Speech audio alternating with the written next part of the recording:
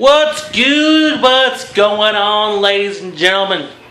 Biggest Nerd One coming to you live and living action for an old school review, baby. What are we reviewing today? None other than the Clash of the Champions series. Every single Clash of Champions in history. Biggest Nerd One coming to you live from Springfield, Missouri. And in this series, I want to start reviewing a bunch of old school events. I want to eventually start reviewing all the old WWF pay-per-views from the beginning all the way up until now. That will take forever. But right now, I want to start this series off with the Clash of Champions. The WCW events, Clash of Champions. As you guys know, WCW was a great great company. I'm a huge WCW mark, and WCW was great back in the day. And the Clash of Champions was one of their premier events. A little bit of background history of the Clash of Champions. It was pretty much an idea that Dusty Rhodes had to compete with the WWF. Kind of like Starrcade, he started it up hoping to compete with WWF and with WrestleMania 4. Because the very first Clash of Champions happened on March 27th, 1988, the same night as WrestleMania 4. The key component of the Clash of Champions events was pay-per-view quality events, but for free on TBS. Never heard of before then putting pretty much free pay-per-view quality events on free television, guys. Unheard of. So, and altogether there was about 35, 36 Clash of Champions in history. But we're going to go through each one of them, Daddy. Go through each one of the Clash of Champions. We're going to review every single match, every single significant part of that event. Just review the whole thing, Daddy. Review the whole thing, baby. Are you ready for a journey? Are you ready for the Clash of the Champions? First up, Clash of Champions 1. I hope you're excited. You're going to be learning a lot during this series, guys. The Clash of Champions series, starting off now. Boom. Oh, man. You know what? Critically looking at each of these matches so far in this event, you know what? They fucking brought it. They brought it back in the day, guys. So far, I made it to the first two matches, and they were actually pretty darn decent. Let's go ahead and talk about the opener while it's fresh in my mind. It was Mike Rotunda. He was the World Television Champion back then. He was part of the Varsity Club with Kevin Sullivan and Rick Steiner. And the Varsity Club back then was one of the top heel groups in the company, in the NWA, guys. If you don't know the Varsity Club, it was pretty darn damn good back in the day. But yeah, it was Mike Rotunda as the World Television Champion versus Jimmy Garvin. Jimmy Jam. This was before he was Jimmy Jam. He was portraying the beautiful Jimmy Garvin, and Precious was his manager back then. Little Miss Precious. And the match was contested under amateur wrestling rules. I really didn't like that part of that stipulation because pretty much amateur wrestling rules is 3 rounds with 5 minutes time limits on them, and moves, and honestly, throughout the match, they rarely used any amateur wrestling moves. They barely moved. They barely used any. Mike Rotunda was a wrestler from Syracuse, New York. He actually had legit amateur wrestling background. I don't believe that Jimmy Garvin had any. But even still, even as a pro wrestling match, it was decent. It was all right. I actually was left wanting more out of the match because in amateur wrestling, when you pin somebody, it's only for a 1 count. And of course, pro wrestling is a 3 count. So that ruined it for me because at the end of the match, pretty much Kevin Sullivan, I think it was Kevin Sullivan, who was picking on Precious, which distracted Jimmy Garvin, and then Mike Rotunda came up behind him and rolled him up for a 1 count. That was a horrible ending to the match.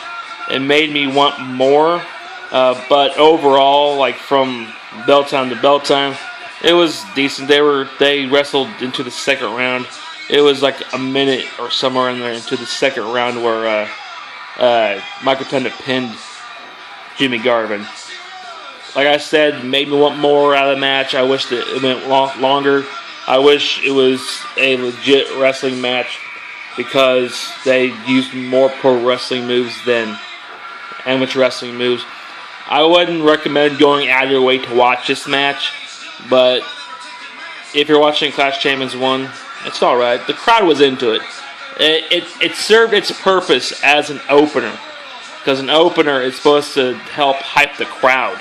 And the crowd was into this match, guys, especially when Precious got involved at the end, because she brought in a 2x4 at the end of the match and started beating the crap out of Rick Steiner, which was pretty funny. But I wouldn't go out of your way to watch this match, guys. It was actually kind of meh. But it served its purpose as an opener match. It got the crowd excited for the event. So let's keep on watching this, you know?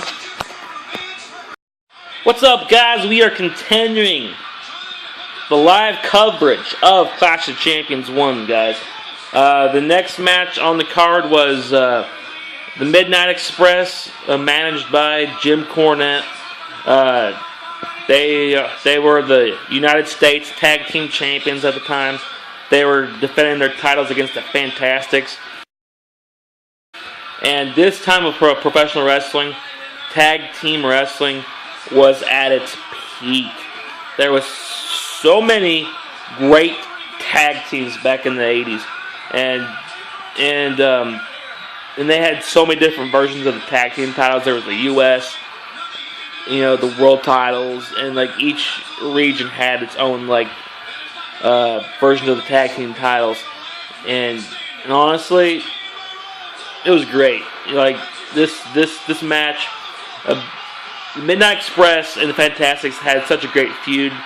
Not as good as the Midnight Express versus the Rock and Roll Express, but it's still another one of those legendary feuds.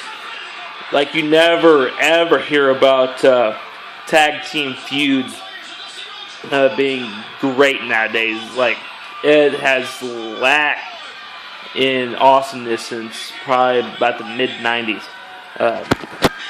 But it's okay, this match was great. It was an all-out war. Jim Cornette got involved a couple times. He's awesome. He's a hilarious dude. I got to do camera work for him a couple months ago, and he was one of those great guys to meet. I recommend meeting him if you have a chance. But the match, it was pretty darn good. I didn't see any botches or anything in the match. It served its purpose as one of the opener matches. But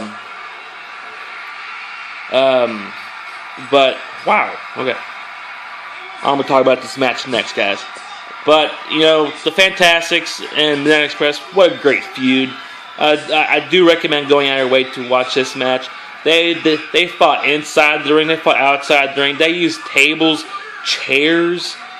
It was an all-out war. I do recommend watching this match if you guys get a chance to. I do recommend watching this match. So, do it to it, guys. Let's keep on going. Wow, what a match, guys. Like, man. The next match of the card is pretty much a barbed wire match. Pretty much in a nutshell. Oh, by the way, the last match, I forgot to tell you, Midnight Express versus the Fantastics. It ended up the Fantastics ended up pinning them for the titles, and then they pretty much got reversed. Good old Dusty Rhodes finish right there. But this match I'm telling you about now, pretty much is a barbed wire match. It was the Road Warriors and Dusty Rhodes versus the Powers of Pain, which was the Barbarian and the Warlord, versus Ivan Koloff. And it was only a couple-minute match. It wasn't even worth the time to put on this event, in my opinion. It was only like a couple minutes long. I didn't even notice any significant time that they used the barbed wire in this match. I noticed that at the end of the match, Ivan Koloff kind of accidentally fell into the barbed wire, and that was the only time I saw him really use the barbed wire, honestly. The match went so fast, and I was more excited after the match than during the match, because the fact that they were, after the match ended, they ended up beating the crap out of each other. It was just all at war. Pretty much the Road Warriors and Dusty Rhodes won this match. It was a 6-man tag team match in the barbed wire arena, baby. But I don't recommend watching this match. It was kind of crap. It didn't even use the barbed wire. It was only a couple minutes long. It was kind of a crappy match. So far, it was the weakest match of the night. Out of the first 3 matches, so far the tag team match with the Fantasticks and the Midnight Express was the match of the night. But the next match is on right now. Let me watch this right quick, and I'll be right back with you. Man, I have noticed at this event that each and every match is pretty darn short, guys. This event definitely was built around Ric Flair and Sting. But pretty much in a nutshell, the next match of the night was Arn Anderson and Tully Blanchard with J.J. Dillon. They were the World Tag Team Champions. They defended the titles against Lex Luger and Barry Windham. And honestly, it was a pretty entertaining match. I recommend watching it, guys. You know, I recommend watching it. Lex Luger wasn't the greatest wrestler in the world. Barry Windham was a natural. I think he pretty much carried the load of the match. Actually, pretty much when they were tagging up by, I haven't watched too many matches with them as a tag team together. But judging by this match, Barry Windham carried Lex Luger quite a bit. But even Lex Luger being kind of a not that great of a wrestler, this match was great. Each and every single one of these matches on this card built to the main event, which is what a card is supposed to do. By each and every single match, the crowd is supposed to get more and more hyped. Nowadays, the popular thing to do is it's more like a roller coaster ride, where maybe the first match got the crowd hyped, and then like the match after that, it was kind of a downer. It kind of was boring, and then it went back up, and the next match got the crowd excited again, and then back to boring again, and then boom, excitement for the main event. But I personally like wrestling events that each and every single match built up to the main event. That makes it more for an exciting wrestling show. Yes, an event like that could drain the crowd's energy by the main event, especially if it's a long program like a WrestleMania. The crowd probably would be dead by the time the main event came around, which is what the crowd is there for. But if it's a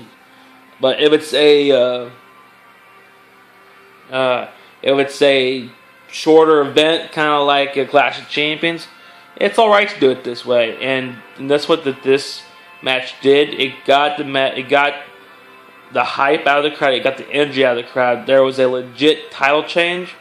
Lex Luger and Barry Windham won the World Tag Team titles against the Four Horsemen, Tully Blanchard and wow. I saw a fan in the crowd shaking the cage of J.J. Dillon when he was being risen in the air, which is pretty hilarious. But in a nutshell, back to the match. It was a pretty damn good match, guys. I recommend watching it especially if you're in the mood to watch a Clash of Champions. And I actually think that match of J.J. Dillon or Tully Blanchard and Arn Anderson versus Sting wow. I can't talk. I really can't talk. Shoot me now. Shoo. Just call me Shoo. Mikey Shoo. You're just saying stupid things. That's what we call it. A Shoo. A WrestleManiac. 11:30 reference right there. Stop saying Shoo. Stop being a Shoo, Mikey. Biggest nerd, don't be a Shoo. Hey. But yeah, I think that World Tag Team title match was on the best of the Clash of Champions Blu-ray. Deservingly so, because it was a pretty darn good match. So I recommend watching it. By the way, watching it, that match isn't too hard to find. It's on the best of. It's on the network. Hey, it's all good. We're at the main event right now. Sting versus Ric Flair. A lot of you guys know this match already. But we're going to watch this match and bring you a review of the match. Daddy! The Clash of Champions marathon continues. Let's do it!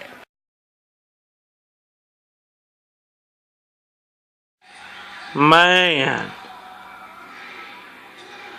That is what you call emotion personified. Emotion. Yep, that is JJ up in the cage right there, being suspended up in the air. Sting versus Ric Flair for the NWA World Heavyweight title, guys. Clash of Champions 1 main event. Always judged right here. Time limit. Draw. Who's going to win? Who's going to lose here, guys? Man.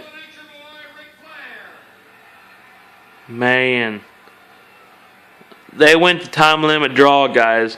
This, as you guys know, see, man, Ric Flair and Sting. Okay, this match was good. As you guys know, this is the match that made Sting, guys. So this is the match that made Sting's career. This is the match that brought him to the dance. Ric Flair on record, Daddy.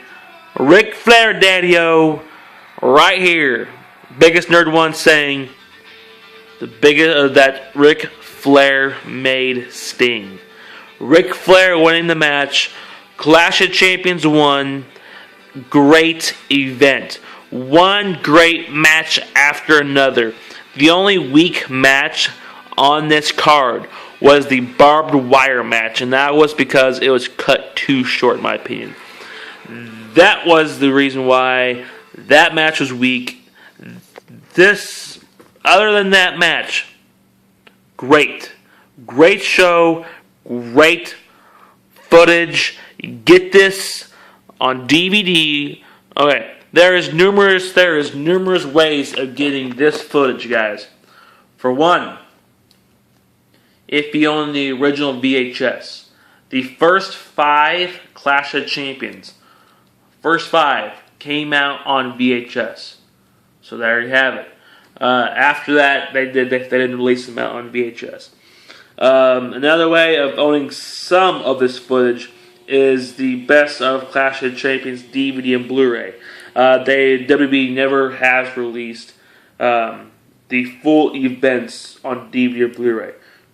It would be nice, but they only have the best of compilation one.